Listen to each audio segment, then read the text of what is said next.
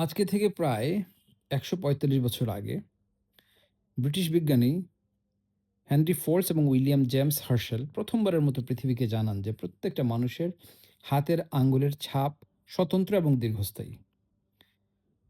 অথচ এই বিষয়টা পবিত্র কোরআনে সূরা কিয়ামার ৩ এবং ৪ নম্বর আয়াতে খুবই স্পষ্টভাবে আল্লাহ নিজেই বলছেন। কিভাবে বলছেন দেখেন, মানুষ কি ভাবছে যে মৃত্যুর পর শরীর মাটিতে পচে গেলে কিভাবে সেই হাড্ডি মাংসের শরীরকে আমি পুনরায় অস্থিমজ্জাসহ আকার দেব? তারপর তিনি কসম করে বলেন, "I am able to proportion the fingertips" আমি আঙ্গুলের অগ্রভাগ পর্যন্ত সুবিন্যস্ত করতে সক্ষম।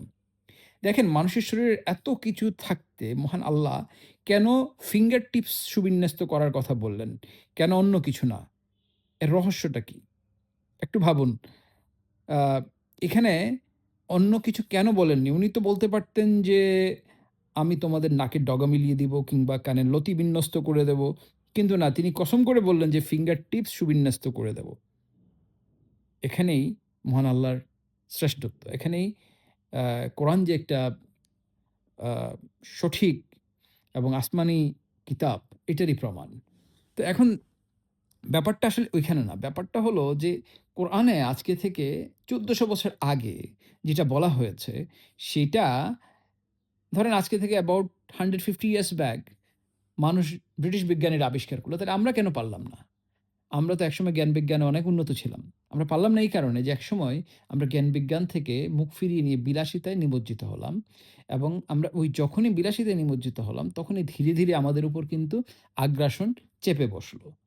পৃথিবীতে এখন যদি আপনি তাকান ৫৭ টা মুসলিম দেশ আছে এবং আপনি এই মুসলিম দেশগুলোর মধ্যে যে পরিমাণ অনৈক্য, যে পরিমাণ বিভাজন এবং বিশেষ করে মিডল ইস্টের যে মুসলিম দেশগুলো আছে, ধনী রাষ্ট্রগুলো আছে, তাদের মধ্যে যে পরিমাণ বিলাসিতার পেছনে তাদের যে রেস, ইঁদুর দৌড়, সেটা দেখতে গেলেই বুঝবেন যে আসলে আমরা কেন এখন এত বেশি আগ্রাসনের শিকার।